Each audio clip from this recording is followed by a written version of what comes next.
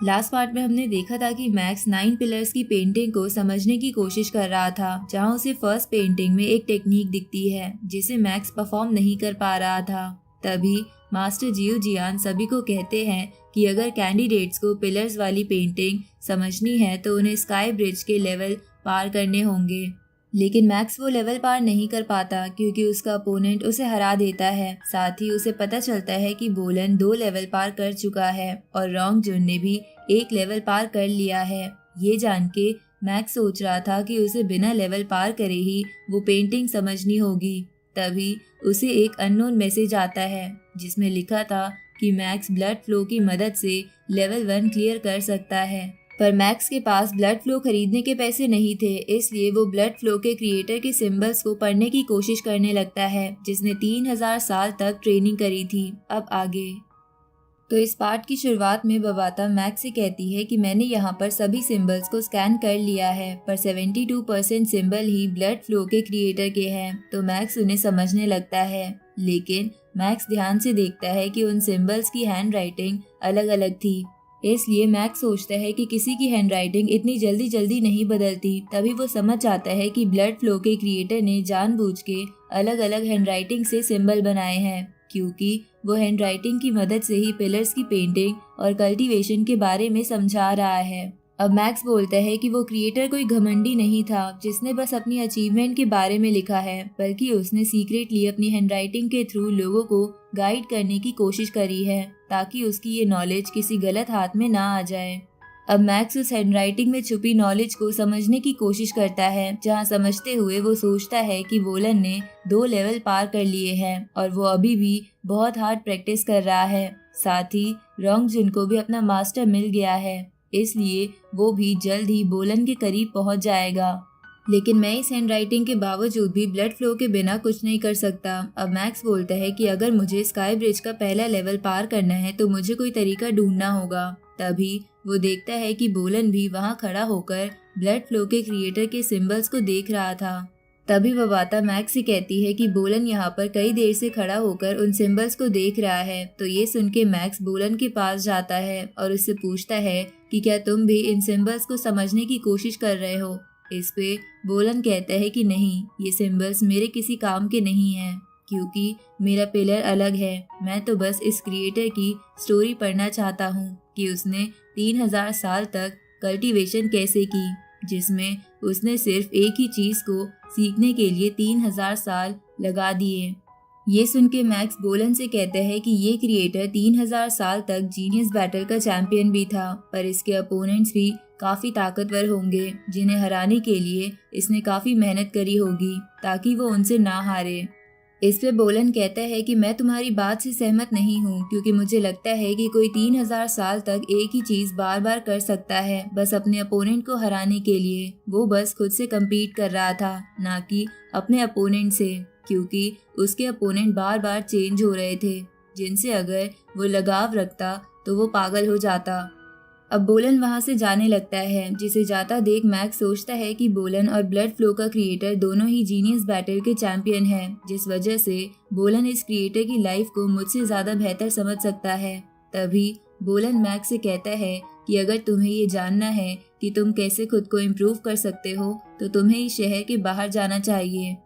अब ये बोल के बोलन वहां से चला जाता है, जिसके जाने के बाद मैक्स सोचता है कि मास्टर जियो जियान ने भी बताया था कि यहाँ पर 3 ट्रेजर है और तीसरा ट्रेजर सिटी के बाहर है। अब मैक्स वहां से निकलकर दूसरी जगह जाने लगता है, जहाँ से वो सिटी से बाहर निकल सकता था। लेकिन रास्ते में वो एक नोट देखता है जिसपे लिखा था कि सिटी के बाहर केओस मॉन्स्टर्स है, जिसे देखकर मैक्स मन में बोलता है कि ये अजीब तरीके के मॉन्स्टर्स होते हैं। साथ ही मैक्स जान गया था कि वो तीसरा ट्रेजर यही मॉन्स्टर्स होंगे। तभी बबाता मैक्स से कहती है कि तुम्हें उस नोटिस का आखिरी सेंटेंस भी पढ़ना चाहिए कि सिटी के बाहर बहुत ज्यादा खतरा है। उसी वक्त उनको एक बहुत ही तेज चीख सुनाई देती है, जिसकी वजह से मैक्स के सर में दर्द हो रहा था। तभी वो बोलता है कि ये चीख पास वाले प्लैनेट से आ रही है। लेकिन मैक्स ये जानकर भी हैरान था कि केओस मॉन्स्टर यूनिवर्स में इतना दूर होने के बावजूद भी इतना तेज चिल्ला सकता है, जिसकी वजह से किसी की सोल भी डैमेज हो सकती है। इधर सिटी के बाकी लोगों के सर में भी दर्द हो रहा था। तभी मैक्स बोलता है कि इस मॉन्स्टर की ताकत को अंडर एस्टिमेट नहीं किया जा सकता।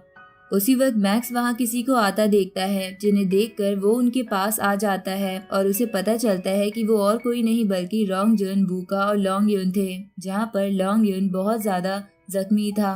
तभी रोंग जुन मैक्स से कहता है कि हम बाहर गए थे, पर हमारे बहुत सारे साथी को केओस मॉन्स्टर्स ने मार दिया और वूको और मैं भी बहुत मेहनत करके लोंग युन को वापस बचा कर लाए हैं। तो ये सुन के मैक्स सोचता है कि किसने सोचा था कि एक ऐसी जगह पर जहाँ पर ट्रेनिंग के लिए इतना कुछ है, उस जगह के पास इतने खतरनाक मॉन्स्टर्स होंगे।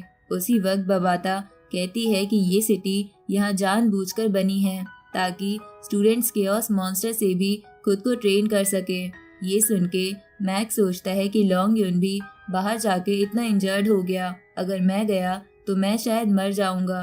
लेकिन तभी उसे बोलन की बात याद आती है कि उसे खुद से कम्पीट करना होगा और उसी से वो ग्रो कर पाएगा। अब ये याद आने पर मैक्स डिसाइड करता है कि वो बाहर जरूर जाएगा और अकेला जाएगा। ये सुन के वूका और रोंग जुन भी हैरान थे।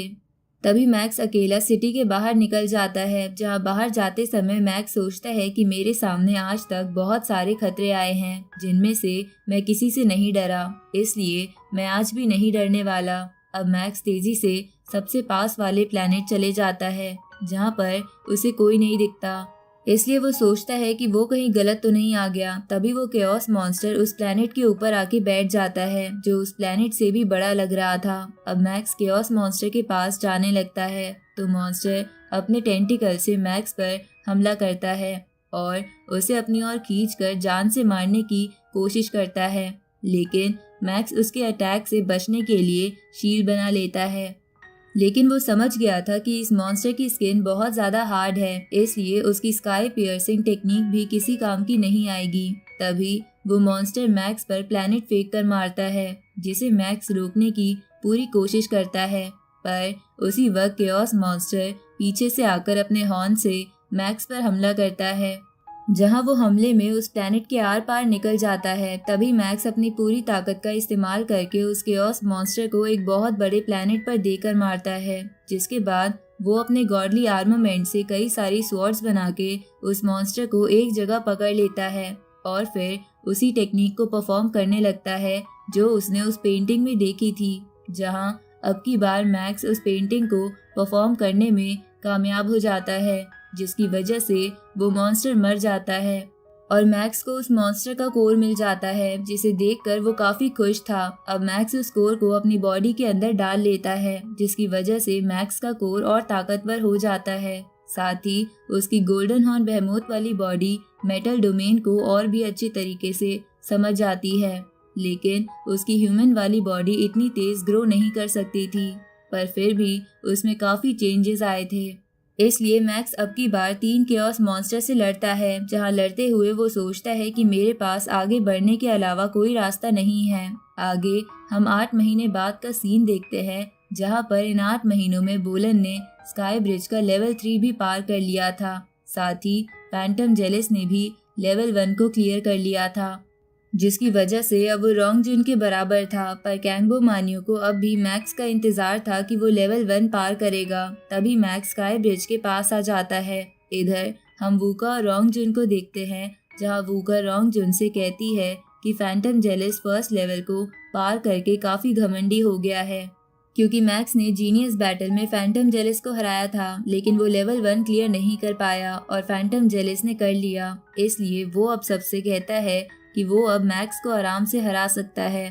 तभी उन सबको स्काई ब्रिज का डेटा दिखने लगता है, जहां वो देखते हैं कि मैक्स स्काई ब्रिज का लेवल 1 टेस्ट दे रहा है। इधर मैक्स गॉडली आर्मामेंट की स्वॉर्ड बना के अपने अपोनेंट पर हमला करता है, तो उसका अपोनेंट भी ऐसा ही करता है। पर अब मैक्स मेटल डोमेन को और अच्छे तरीके से समझ गया था, इसलिए वो अपने अपोनेंट को हरा के लेवल 1 क्लियर कर लेता है। ये देखकर फैंटम जेलिस को बहुत ज्यादा गुस्सा आ रहा था। तभी रोंग जुन उससे कहता है कि क्या तुम अभी भी मैक्स को हरा सकते हो। इस पे फैंटम जेलिस कहता है कि लेवल 1 मैंने पहले क्लियर करा था, अब मैं लेवल 2 भी मैक्स से पहले क्लियर करके सबको दिखा दूंगा कि मैं ज्यादा ताकतवर हूँ। इधर मैक्स कल्टीवेशन कर रहा था और उसका आसपास की किसी चीज पर ध्यान नहीं था। आगे मैक्स उन मॉन्स्टर की कोर को बेच के ब्लड फ्लो खरीद लेता है। तभी बबाता मैक्स से कहती है कि फैंटम जेलिस ने उसे चैलेंज करा है कि वो लेवल 2 उससे पहले क्लियर कर लेगा, पर मैक्स चैलेंज एक्सेप्ट नहीं करता। उसी वक्त बबाता मैक्स से कहती है कि ब्लड फ्लो खरीदने के साथ साथ उसे एक स्क्रोल भी मिला है जिसमें कुछ लिखा है। अब मैक्स उस स्क्रोल को पढ़ता है जिसमें लिखा था कि ब्लड फ्लो का क्रिएटर मेरा बेस्ट स्टूडेंट था, पर वो मारा गया। इसलिए मैंने ब्लड फ्लो की सारी इन्फॉर्मेशन एक जगह इकट्ठा कर ली ताकि उसकी नॉलेज उसके जूनियर्स तक जा सके, और मैंने उस नॉलेज को 110 पार्ट्स में डिवाइड कर दिया और मैं तुम्हें पहला स्क्रोल दे रहा हूँ, क्योंकि मैं ये जान के काफी खुश हूँ कि तुमने ब्लड फ्लो खरीदा है, क्योंकि इसकी वजह से ये टेक्निक आगे लोगों तक पास होती रहेगी। तभी बबाता और मैक्स समझ जाते हैं कि ये मास्टर और कोई नहीं बल्कि मंकी जैसा दिखने वाला वही कल्टीवेटर है जिसे हमने लास्ट पार्ट में देखा था। अब मैक्स सोचता है कि ये नॉलेज उनका हार्ड वर्क था, इसलिए मैं उन्हें कभी डिसअपॉइंट नहीं करूँगा।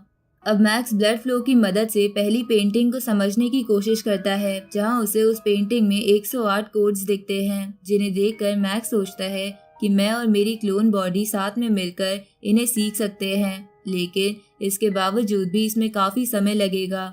तभी बबाता मैक्स से कहती है कि इसमें कई 100 साल लग जाएंगे। ये सुन के मैक्स सोचता है कि इंसेक्ट क्लैन कभी भी अर्थ पर हमला कर सकता है, इसलिए उसे जल्द ही ये कोड समझने होंगे। और इसी के साथ ये पार्ट यहीं खत्म होता है।